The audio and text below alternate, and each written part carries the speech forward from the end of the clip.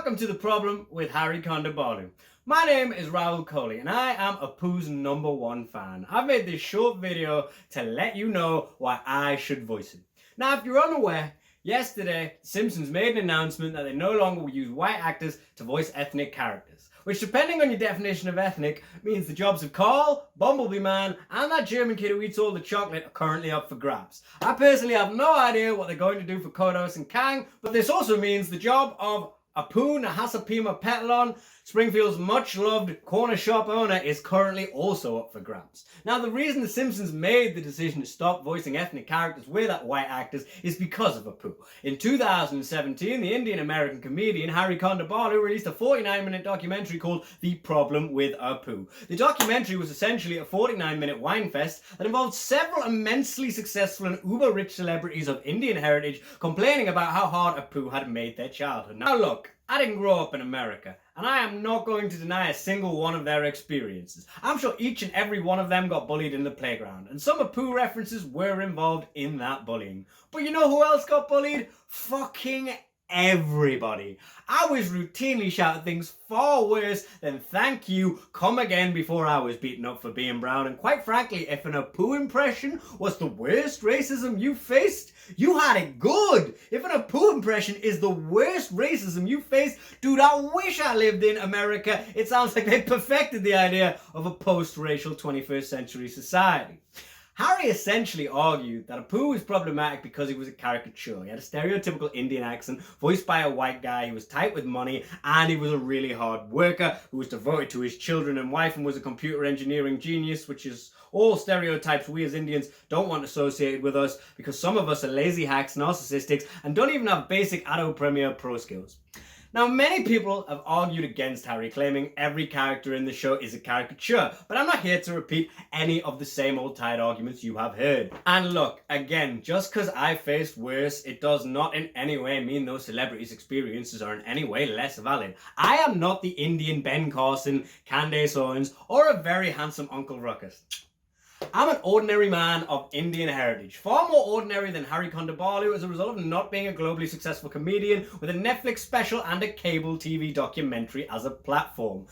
But if you're going to make a documentary about how Hank Azaria, Matt Groening, and Al Jean got together as unconscious members of the KKK to invalidate all Indians' experience, then you best make sure you're not invalidating other Indians' experiences while you do so. So I'll let Hari tell you in his own words why I am so annoyed with his documentary. And yes, I know Apu is one of the smartest characters on The Simpsons. Granted, the bar isn't very high. But that's not why people liked him. They just liked his accent. I never heard anyone say they liked Apu because he exposed the idiocy and bigotry of Americans and the struggles of the average immigrant. No, it was just, I love Apu. That voice is hilarious. Ladies and gentlemen, I'd like to introduce you to my hero. This is Rakesh Kumar Kohli. Does he remind you of anyone? He's probably the hardest working man I know, and probably the kindest. He moved to the city of Newcastle upon Tyne in 1977, which back then was probably the whitest city in England. He and my mother didn't have a toilet inside their house. They had to go to the garden to take a leak, and they didn't even have a shower or a bath on site. They had to go to the local swimming pool and shower 3 times a week there. After working menial jobs, saving every penny they had, they eventually saved up enough money to buy this. Balmoral Wines. To this day, still a Kohli-owned business. Still where you can find Rakesh hanging if you're lucky. My corner shop, the bedrock of my life, the bedrock of my childhood, the foundations of pretty much every way in which I conceive of the world. And every bit of privilege and wealth my parents have managed to accumulate and pass on to me comes from this corner shop. And honestly, growing up as a child, I fucking hated that. It's a stereotype that in my life feels like it's existed for time immemorial. Indians own corner shops, and like you were bullied for Apu, Hari, I was bullied for owning a corner shop. Sometimes by people who had no idea I even owned an actual corner shop. The references change, Hari, but the motivations stay the same. Hurt people, Hari, not Simpsons fans. And I hated owning that corner shop. I really fucking did. It was a daily reminder that my story, my humanity, my existence is a literal walking joke. But then I saw a poo. This corner shop owner who, just like my dad, was hardworking. Who, just like my dad, was devoted to his wife and kids. Who, just like my dad, was kind, understanding, intelligent beyond his profession. And who, like my dad again, was also a bit tight with money. He also had a ridiculous accent. It was the strongest Indian you can imagine, but it also combined with the regional English dialect where we live to create something unique, eccentric, and downright hilarious. My father is not perfect. He is a human being with qualities and flaws and quirks that are neither positive nor negative, just like the character of Pooh. Just like the men Matt Groening, Hank Azaria, and Al Jean. And suddenly, there was someone representing my father on television. One of my favorite shows, no less. My childhood would have undoubtedly been worse without Apu. Apu was an anchor from which I rationalized who me and my family were, and a beautiful anchor at that. I must have been 7, maybe 8 when I watched this exact clip. But I remember this moment forever because I burst out crying watching it. Hey there, Homer. How's it hanging? Low and lazy. So, hey, say something again. Oh, you're just noticing the way I'm talking to you now. You see, it turns out I am an American citizen after all. Apparently, I just plumb forgot about it. Ha ha ha. Say, let's take a relaxed attitude toward work and watch the baseball match. The Nye Mets are my favorite squadron. Hey, you got rid of that goofy sacred elephant statue. Oh, yeah. What was I thinking with that? Who needs the infinite compassion of Ganesha when I've got Tom Cruise and Nicole Kidman staring at me from Entertainment Weekly with their dead eyes? Look at me! I betrayed my Indian heritage, sir. What would my parents think of me now? Make us proud, son. Never forget who you are. Don't make the same mistake I did. Now, I remember it so well because I cried watching that. Because this man, Apu, represented my dad. He represented my dad's weird, half-Indian, half-Geordie voice that he would put on to talk to customers. Even now, watching it again, the New York Mets thing reminds me how hard we work to follow the local football team to help us integrate. It's not exactly well hidden. And even still, when I watch Apu break down at the end of that clip and cry, it reminds me of every single issue I've had trying to navigate being both Indian and English in the West. Apu meant and still does mean an awful lot to me. And you were willing to take that away because you got beat up a few times in school? You went to school in America, Harry. Be thankful you didn't get shot. But unlike Harry, this isn't just about me. It's about society and politics writ large. Actors on the left and right will highlight all the different reasons we should engage in segregation as a global society. People like Harry will tell you Indians all around the world are raging over something as small as a left-wing cartoon from 30 years ago that, in an attempt to amplify an Indian immigrant story, got a few details wrong. And people on the right will tell you the exact same thing because it distracts from the actual problems. Police brutality, capitalist exploitation, the fact that Jeffrey Epstein still did not fucking kill himself. Look, South Asians, Indians in particular, we don't even get it that bad, especially in America. I mean, the other Indians, okay, fair enough. Yeah, fuck yeah, okay. Wow, they got it terrible. But us? I mean, Harry, are you serious? I mean, this isn't quite the same as the Washington Redskins or whatever the fuck they were called, is it? I mean, we are the highest educated, richest, and most successful ethnic group in America. 68% of us hold college degrees. Gujarati Indians own the majority of motels in America. We have the only celebrity to survive a Me Too scandal. He was in your fucking documentary, Harry, complaining about Apu because it stopped him getting laid. And honestly, Harry, we would not have achieved any of these successes if we were acting as much of a pussy as you have been. I mean, yes, American Indians have faced historical injustices they should be annoyed about, like being brought to the country in the 1600s by the East India Tobacco Company to work as indentured servants, or mixed-race Indians being forced into slavery due to being classed as mulattoes, or the many instances today of police brutality and racism directed towards Indians, particularly Sikh men in turbans. But maybe make a documentary about those issues then. Oh, what's that?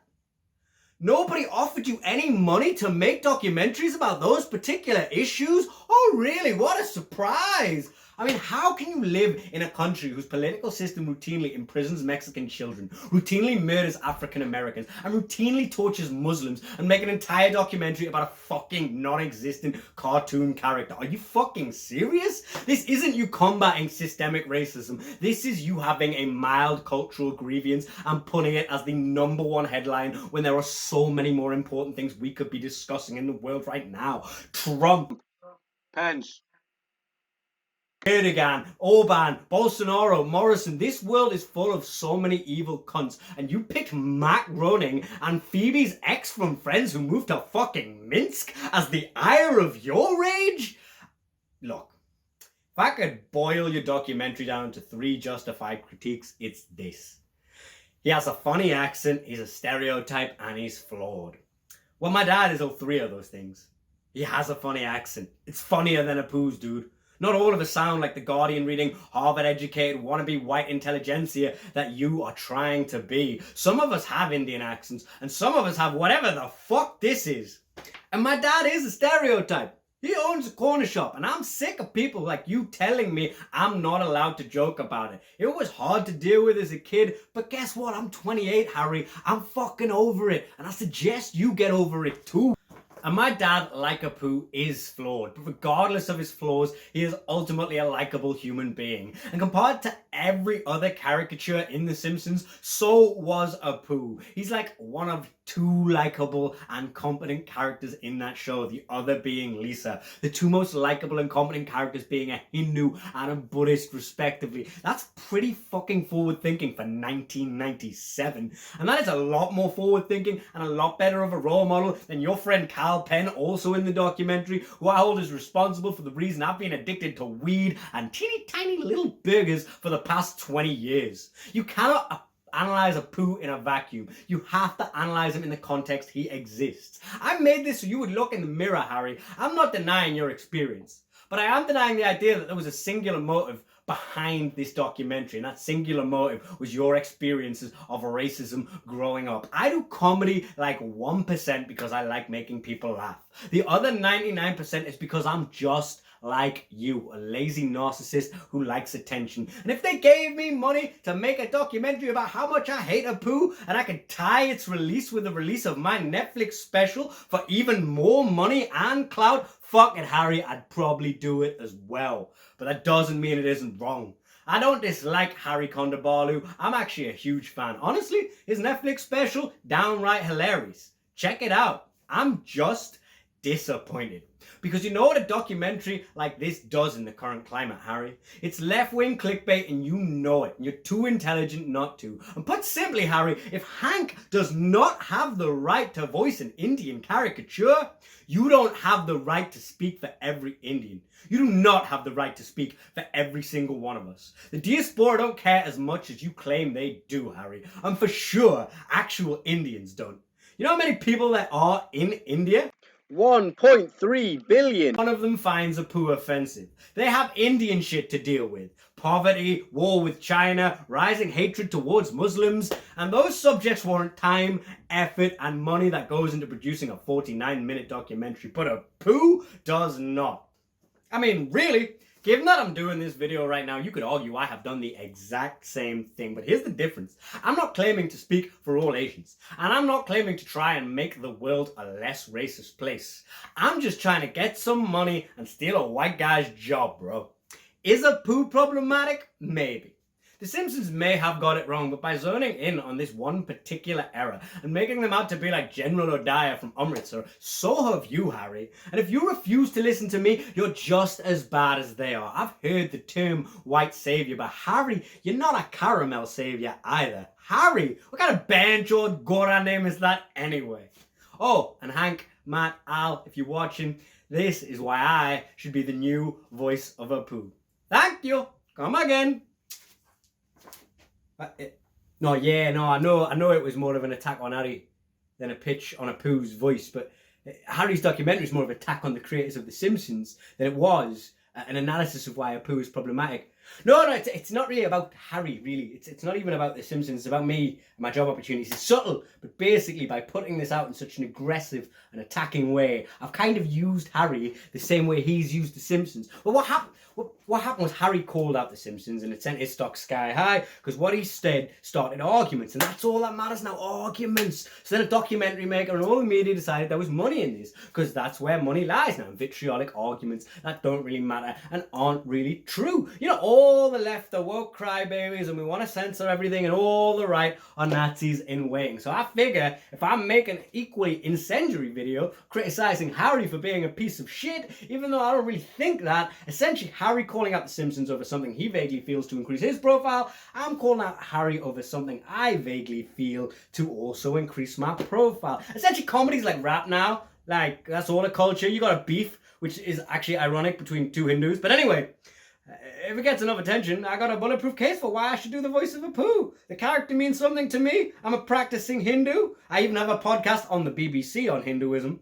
My dad is a corner shop owner and I am of Indian heritage, which is clearly the most important thing. But the video won't go viral unless I use Harry as collateral damage. That's just the way shit works, man. Like, that's just the way. Somebody has to be problematic. When you abandon God, all you're left with is devils. Hi guys, if this has gone viral in the way I have hoped, you are terrible, terrible people.